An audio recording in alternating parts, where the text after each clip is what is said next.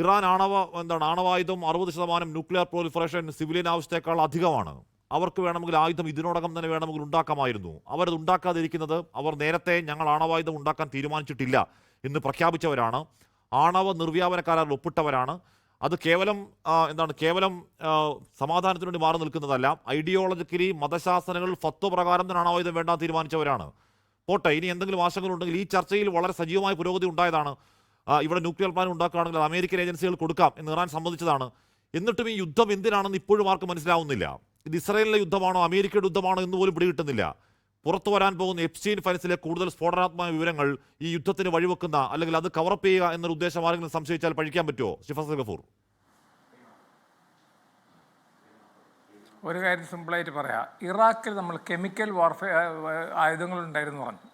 രാസ ഉപയോഗിച്ചുകൊണ്ടാണ് അവിടുത്തെ യുദ്ധങ്ങൾ നടത്തുന്നത്. ജനങ്ങളെ പ്രത്യേകിച്ച് കുർദുകളെയൊക്കെ കൊന്നു. മറ്റേ സദാം ഹുസൈൻ എന്ന് പറഞ്ഞിട്ടാണ് അവിടെ യുദ്ധം സ്റ്റാർട്ട് ചെയ്യുന്നത്, കുവൈറ്റിൽ നിന്ന് തുടങ്ങിയിട്ട്.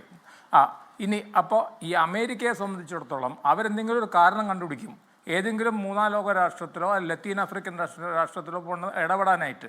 എന്നിട്ട് ഇടപെട്ടിട്ട് അത് കുളമായിട്ട് അവസാനം നാണം കെട്ട് വിഡ്രോ ചെയ്യുന്നതാണ് നമ്മൾ കണ്ടിട്ടുള്ളത്. അപ്പോൾ ഇപ്പോൾ തന്നെ നമ്മുടെ ചർച്ച നടക്കുന്ന എത്ര ദിവസം യുദ്ധം ഉണ്ടാവുന്ന ഞാൻ പറയട്ടെ, 3000-ലധികം മിസൈലുകൾ ഇവരുടെ കയ്യിലുണ്ട്. ഈ മിസൈലുകൾ ഒരു സൈറ്റിലല്ല അവർ വെച്ചിരിക്കുന്നത്, മൾട്ടിപ്പിൾ സൈറ്റുകളിലാണ് ത്രൂ ഔട്ട് ദ കൺട്രി. മനസ്സിലായി? രാജ്യത്തെ ഉടനീളമായിട്ടാണ് വെച്ചിരിക്കുന്നത്. അത് മലമുകളിലും മറ്റുള്ള സ്ഥലങ്ങളിലായിട്ടൊക്കെ നമ്മൾ വായിക്കുന്നതാണല്ലോ. മനസ്സിലായില്ലേ? അപ്പോൾ ആ നിലക്ക് അത്ര എളുപ്പത്തിൽ ഇവരങ്ങനെ പൊളിക്കാൻ പറ്റില്ല. മാത്രമല്ല ഇതിൻ്റെ ഇടയിൽ കൂടെ ഇവർ ചൈനയിൽ നിന്ന്, റഷ്യ മാത്രമല്ല ചൈനയിൽ നിന്ന് ഒരുപാട് ആയുധങ്ങൾ ഇവർ ശേഖരിച്ചിട്ടുണ്ട്. അപ്പോൾ ഈ മിസൈലുകളൊക്കെ അവർ വളരെ തന്ത്രപൂർവ്വം ഒരു ഗെയിം കളിക്കുന്നുണ്ട്. തന്ത്രപൂർവ്വമായിട്ടുള്ള ഗെയിം എന്താണെന്ന് വെച്ചാൽ ഒരു ഭാഗത്ത് എക്കണോമിക് വാർഫെയർ, അത് ഹോർമുസ് കടലെടുക്ക് ബന്ധാക്കിക്കൊണ്ട് അതോടുകൂടി ഇവരുടെ 60-70% വരുന്ന ഈ ഗൾഫ് കൺട്രികളുടെ വരുമാനങ്ങൾ താഴത്തോട്ട് പോകും. അവരെ ഭീഷണിപ്പെടുത്തി, അവർ യുദ്ധം ചെയ്ത് പരിചയമുള്ളവരൊന്നുമല്ല. അപ്പോൾ അതെന്ന് വെച്ചിട്ടുണ്ടെങ്കിൽ അവരെ ഭീഷണിപ്പെടുത്തിക്കൊണ്ട്, പ്രത്യേകിച്ച് ചെറിയ ചെറിയ രാജ്യങ്ങളെ ഭീഷണിപ്പെടുത്തിക്കൊണ്ട് അവരെ ടേബിളിലോട്ട് കൊണ്ടുവരും. അതേമാതിരി തന്നെ നരേന്ദ്രമോദിയെ ടേബിളിലോട്ട് അവർ കൊണ്ടുവരുന്നേ. കാരണം 10-30 ലക്ഷം 40 ലക്ഷം എന്നാണ് കണക്ക് പറഞ്ഞത്. ഇന്ത്യക്കാരല്ല ഞാൻ പറഞ്ഞിട്ടോ, നമ്മൾ മലയാളികളൊക്കെ കൂടുതലുണ്ടാവും. അതെ, അവരുടെ അതെല്ലാം കൂടെ അവരുടെ തൊഴിലിനെ ബാധിക്കുന്നു. നമ്മൾ ഒരിക്കൽ കുവൈറ്റിൻ്റെ കാലഘട്ടത്തിൽ നമ്മളിത് കണ്ടതാണ്, കോവിഡിൻ്റെ കാലഘട്ടത്തിൽ നമ്മൾ കണ്ടാണ് എന്തുമാത്രം നമ്മൾ ബുദ്ധിമുട്ടിന് സഹിക്കേണ്ടി വന്നു ഇവരൊക്കെ അവിടെ നിന്ന് ഇങ്ങോട്ട് കൊണ്ടുവരാനായിട്ട്. ഇപ്പം തന്നെ മുറവിളി കേട്ട് തുടങ്ങിയിരിക്കുകയാണ്. അപ്പം തീർച്ചയായിട്ടും അവരും ആ രാജ്യങ്ങളുടെ മുകളിൽ പ്രഷർ കൊണ്ടുവരും. മാത്രമല്ല ഈ രാജ്യങ്ങൾ എന്നൊക്കെ പറഞ്ഞാൽ ഇറാഖിൻ്റെ മാതിരിയല്ലാന്നേ. ഇറാഖ് എന്ന് പറഞ്ഞാൽ നമ്മുടെ ഒരു ഗ്രാമ ശൈലിയിലുള്ള ഒരു രാജ്യമാണ്. അവർ ഗ്രാമമാണെന്നല്ല പറഞ്ഞതിൻ്റെ അർത്ഥം, നമ്മുടെയൊക്കെ ടൗണുകളുടെ മാതിരി. അതേസമയം ഹൈ കോസ്റ്റ് രാജ്യങ്ങളാണ് ഇതൊക്കെ. രാജ്യങ്ങളുടെ ബിൽഡിങ്ങും ഇൻഫ്രാസ്ട്രക്ചറും കാര്യങ്ങളൊക്കെ ദുബായിലും കുവൈറ്റിലും ഖത്തറിലൊക്കെ പോയാലും നമുക്കറിയാലോ. ആ തരത്തിലുള്ള ഒരു ഇൻഫ്രാസ്ട്രക്ചറിനൊക്കെ ഡാമേജ് പറ്റുകയാണെങ്കിൽ പിന്നെ ഇവർ പറഞ്ഞ മാതിരിയല്ല, അവിടുത്തെ ജനങ്ങൾക്കും ഇതുമാതിരി. ഇപ്പോൾ ഞാൻ ഒരു കാര്യം കൂടെ പറഞ്ഞുകൊണ്ട് അവസാനിപ്പിക്കുക. രണ്ടാം ലോക മഹായുദ്ധത്തിൻ്റെ കാലത്ത് ഹിറ്റ്ലറിനെതിരായിട്ട് ജനങ്ങളെ റോട്ടിലിറങ്ങിയ ജപ്പാൻ കീഴടങ്ങാൻ തയ്യാറാവാതിരുന്നിട്ട് കമിക്കാസ ഉപയോഗിച്ചുകൊണ്ടിരിക്കുമ്പോൾ എന്ത് പറ്റിയെന്ന് വെച്ചാൽ അവർ ആറ്റം ബോംബ് ഇടേണ്ടി വന്നതേ. അത് തെറ്റാണെന്ന് പിന്നീട് അറിയിച്ചിട്ടുണ്ട്. ഞാൻ നേരത്തെ പറഞ്ഞ മനസ്സിൽ വിയറ്റ്നാമിൽ നിന്ന് ഓടിപ്പോന്നു, അഫ്ഗാനിസ്ഥാനിൽ നിന്ന് ഓടിപ്പോന്നു. അതുമാതിരി ഒരുപാട് രാജ്യങ്ങളിൽ നിന്ന് അമേരിക്ക പോയിട്ട് ഇടപെട്ട് ഓടിപ്പോന്നു. ഇനി അമേരിക്കൻ പബ്ലിക് ഒപ്പീനിയനെ പറ്റി നിങ്ങൾ എന്താ പറയാത്തത്? അമേരിക്കൻ പബ്ലിക് ഒപ്പീനിയൻ ഇവർക്കെതിരായിട്ട് തിരിയും.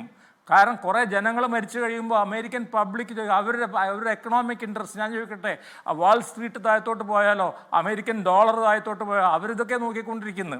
അവരുടെ സ്റ്റോക്ക് മാർക്കറ്റ് താഴത്തോട്ട് പോയാൽ അപ്പോൾ അവരുടെ ഡോളറിന് എന്തെങ്കിലും പറ്റിക്കഴിഞ്ഞാൽ അവർ മെയിൻലി അവരുടെ ഒരു എക്കണോമിക് ആയിട്ടുള്ള ചിന്തിക്കുന്ന ഒരു രാഷ്ട്രമാണ്. അപ്പോൾ അത് കുറച്ച് കഴിഞ്ഞാൽ ഈ ട്രംപ് തന്നെയാണല്ലോ അദ്ദേഹത്തിൻ്റെ ഗുണ്ടകളെ വിട്ടത് ക്യാപിറ്റൽ ആക്രമിക്കാനായിട്ട് കഴിഞ്ഞ ഇലക്ഷനിൽ അദ്ദേഹം തോറ്റപ്പോൾ. അപ്പോൾ അത്തരത്തിലുള്ള ഒരു റൗഡി ആയിട്ടുള്ള ഒരു പ്രസിഡൻറ്റ്, മനസ്സിലായില്ലേ? ഒരു വാക്കിൽ യാതൊരു മാറ്റമില്ല പറഞ്ഞ വാക്കിൽ. ആ തരത്തിലുള്ള ഒരു അമേരിക്കൻ അവരുപയോഗിക്കുന്ന വാക്കാണ്. നമ്മുടെ ആൾക്കാർ ട്രംപ് ട്രോൾ ചെയ്യണമെന്ന് അങ്ങനെ തന്നെയാണ്. ഇപ്പോൾ മുഴുവൻ ട്രംപിൻ്റെ ട്രോളുകളാണ്. ആ തരത്തിലുള്ള ഒരു വ്യക്തി. അപ്പോൾ അത്തരത്തിലുള്ള ഒരു വ്യക്തിക്കും പരിക്ക് പറ്റിക്കൂടാന്നല്ലോ. അവിടെയും കോൺഗ്രസിനെ അറിയിച്ചിട്ടില്ല, കോൺഗ്രസിന് അനുവാദം വാങ്ങാതെയാണ് യുദ്ധം ചെയ്യുന്നത്. നമ്മുടെ താരിഫുകളെ പറ്റിയിട്ട് സുപ്രീം കോടതി അവിടുത്തെ വിലക്ക് കൽപ്പിച്ചിരിക്കുന്നു. അപ്പോൾ അദ്ദേഹവും പ്രശ്നത്തിലാണ്, വെറും ഇറാൻ മാത്രമല്ല പ്രശ്നത്തിൽ എന്നാണ് ഞാൻ പറയാൻ ആഗ്രഹിക്കുന്നത്. ഓക്കെ, മാത്രമല്ല അവിടെ US കോൺഗ്രസിന്റെ പിന്തുണയുണ്ട് എന്ന കാര്യം ഒരു ഉറപ്പുമില്ല. മാത്രമല്ല വിയോജിപ്പുകൾ കൂടുതലായി വരുന്നുണ്ട്. സൊറാൻ മംദാനി അടക്കമുള്ളവർ കടുത്ത വിയോജിപ്പുമായി രംഗത്ത് വരുന്നുണ്ട്. അപ്പോഴാണ് എന്തിനാണ് അമേരിക്കയ്ക്ക് ഈ യുദ്ധത്തിൽ കാര്യം എന്ന ചോദ്യം ഉണ്ടാകുന്നത്. അപ്പോഴാണ് അമേരിക്കയിൽ തന്നെ ചില വിദഗ്ധർ എപ്സ്റ്റീൻ ഫയലിനെ പറ്റി പറയുന്നത്. അതിൽ എപ്സ്റ്റീൻ മൊസാദ് ഏജന്റാണെന്ന് അക്കാദമിക്കലി പറയുന്നവരുണ്ട്. പ്രായപൂർത്തിയാവാത്ത പെൺകുട്ടികളെ ലൈംഗികമായി അങ്ങേയറ്റം ഹീനമായി എന്ന് പറഞ്ഞാൽ എല്ലാ അർത്ഥത്തിലും ഹീനമായി ഉപയോഗിക്കുന്ന കുറച്ച് പൈശാചികരായ അധമക്കുട്ടങ്ങളെ കുറിച്ചുള്ള ഫയലാണെന്ന് പ്രേക്ഷകർക്കറിയാം. അതിലെ പ്രധാനി ആരാണ്? ഇപ്പോൾ അമേരിക്ക ഭരിക്കുന്ന ആളുമാണ്. അപ്പോൾ എപ്സ്റ്റീനുമായി ചേർത്ത് ആരെങ്കിലും വായിച്ചാൽ അവരെ പഴിക്കാൻ പറ്റുമോ? ലോകത്തെവിടെയായാലും ഏത് സമയത്തും 24 വാർത്തകളും ഓഗ്മെന്റഡ് റിയാലിറ്റി പാക്കേജുകളും എക്സ്പ്ലെയിനറുകളും വിശദമായി കാണാൻ ഞങ്ങളുടെ യൂട്യൂബ് ചാനൽ നിങ്ങൾക്ക് സബ്സ്ക്രൈബ് ചെയ്യാം.